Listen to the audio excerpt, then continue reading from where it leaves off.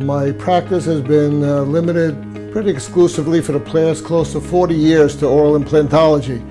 And I want to say something very frank. I pretty much owe my career to AB Dental. I've been there since the inception. I've worked with almost every company and they all have a place. But AB has definitely been the workhorse. They've always flowed with us on innovations and ideas and how we could do it faster, easier, and better, and it just keeps on going. So I'm tremendously grateful.